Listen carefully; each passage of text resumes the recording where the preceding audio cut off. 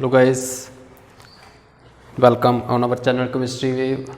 So today we are going to discuss about the most important structures which one are very useful for your exams, and so let's start. Basically the structure of these compounds are most important and very important, so I want to discuss with you. I hope you will get it in better way what I want to teach you. So welcome again on our channel Chemistry with Kaum. So today we are going to discuss about the structure of glucose and fructose. So see the video properly with full concentrations, and I want to deliver this lecture with the passionable level, with passionable I want to teach, and this session would be going to be more and more valuable for you guys. So okay, let's start.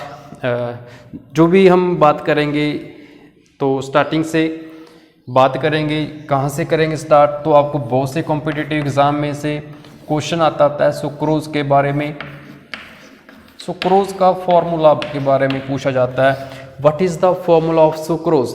And एक और भी question आता है इसके ऊपर base पे जो पूछा जाता है कि जो सुक्रोज है this is the example of monosaccharides, disaccharides और पॉलीसैकेराइड्स। तो मैं आपको क्लियर कर देना चाहता हूँ इस लेक्चर के थ्रू, जो सुक्रोज होता है वो क्या होता है, डाइसैकेराइड्स होता है। तो कौन सी कैटेगरी में आता है जी, डाइसैकेराइड्स की कैटेगरी में आता है, ठीक है। Now what is disaccharides, disaccharides क्या होते हैं, तो डाई का मीन्स होता है टू, तो हम इसको तोड़ देते हैं टू। सैकेराइड्स मीन्स सैक्रीन से वर्ड ये आया हुआ है, सैक्रीन्स का मतलब क्या होता है, स्वीट। सैक्रीन जो एक वर्ड जो लिया गया, ये वर्ड लैटिन वर्ड है, तो लैटिन वर्ड है सैकेराइड्स का मीनिंग होता है सैक्रीन। ये भी बहुत बार पूछा गया क्वेश्चन है कि सैक्रीन जो वर्ड है ये कौन सी लैंग्वेज से लिया गया है, तो आपको ये क्लियर करना होगा। Next is disaccharides means in which two monomers, in which we can say two monosaccharides, units of two monosaccharides, that is called disaccharides। अब टू मोनोसैकेराइड्स की यूनिट्स कौन कौन से होंगे, सुक्रोज की बात ही करेंगे हम। सुक्रोज में क्या होता है, दो मोनोमर लेंगे, एक ग्लूकोज प्लस फ्रक्टोज, ये दोनों से मिलकर ही फ्रक्टोज, दोनों से मिलकर ही हमारे पास सुक्रोज बनता है, ठीक। सुक्रोज जिसको जब हम we can say if we are going to be hydrolysed the sucrose molecules, then what will be the product form, we get two monomers, one is glucose and another one is fructose.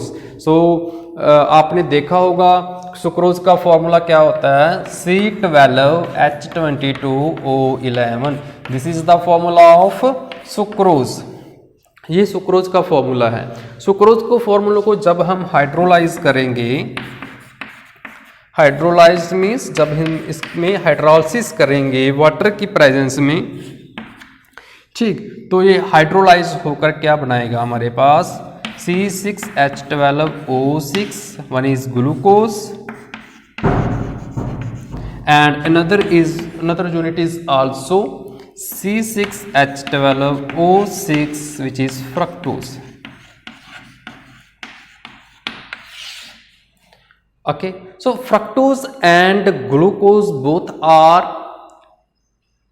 what are isomers, both are isomers। Isomers में क्या होता है, isomers में जिनका formula same होता है but structure different होती है, उनको हम क्या बोलते हैं, आइसोमर बोलते हैं। मॉलिक्यूलर फॉर्मूला सेम है, यहाँ पे भी मॉलिक्यूलर फॉर्मूला सेम है, C6H12O6, C6H12O6, एंड स्ट्रक्चर इसकी डिफरेंस है, स्ट्रक्चर में डिफरेंस है, वो भी देख लेते हैं क्या डिफरेंस है।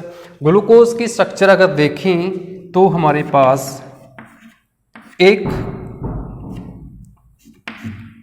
जो एल्डिहाइड ग्रुप है वो प्रेजेंट होता है, और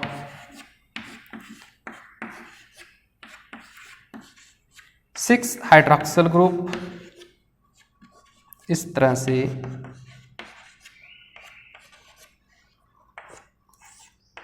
स्ट्रक्चराइड होते हैं।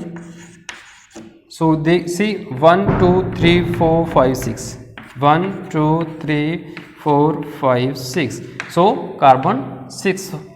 Now H12, so now count hydrogen 1 2 3 4 5 6 7 8 9 or 2 11 and this one is 12, तो C12 भी होगी, सॉरी हाइड्रोजन 12 भी होगी। नाउ O6, O6 को काउंट करेंगे कितने हैं हमारे पास, एक ऑक्सीजन, 2 3 4 5 और 6, तो 6 भी ऑक्सीजन हमारे कंप्लीट हुए यहाँ पे, ठीक है। नाउ अब फ्रक्टोज का फॉर्मूला, ये तो ग्लूकोज का फॉर्मूला है। अब स्ट्रक्चर फॉर्मूला क्या होगा, तो हमारे ऊपर क्या होगा, एल्डिहाइड ग्रुप ना होकर उस वहाँ पर CH2OH ग्रुप होता है, नीचे हमारे पास कार्बोनाइल ग्रुप आएगा, और उसके बाद सेम जो हमारे पास स्ट्रक्चर्स थी same as it is structures रहेंगी। OH ग्रुप प्रेजेंट होगा, यहाँ पे भी OH ग्रुप प्रेजेंट होगा, और इधर H नीचे CH2OH ग्रुप प्रेजेंट होगा। क्लियर है। So this is the difference between fructose and glucose. तो आपको ये भी क्लियर हो गया होगा, अच्छे से क्लियर हुआ तो आप बता देना, अगर नहीं तो हम फिर फर्दर चलेंगे, ठीक। ओके नाउ सो जो इम्पोर्टेंट इसमें बात होती है ना, जो ग्लूकोज होता है एक्चुअली में वो ओपन स्ट्रक्चर में नहीं होता, एक्चुअली में वो ओपन स्ट्रक्चर नहीं होता, वो साइक्लिक फॉर्म में होता है। तो आपको क्वेश्चन पूछा जाए कि ग्लूकोज की स्ट्रक्चर्स क्या होती है, ओपन चेन स्ट्रक्चर्स होती है, क्लोज चेन स्ट्रक्चर्स होती है, एंड कुछ और आपके पास दिया होगा, ठीक है। तो इसका आंसर क्या होगा, क्लोज चेन स्ट्रक्चर्स होती है, जिसकी क्लोज चेन स्ट्रक्चर्स होती है ग्लूकोज की, साइक्लिक फॉर्म होती है, ठीक है, साइक्लिक फॉर्म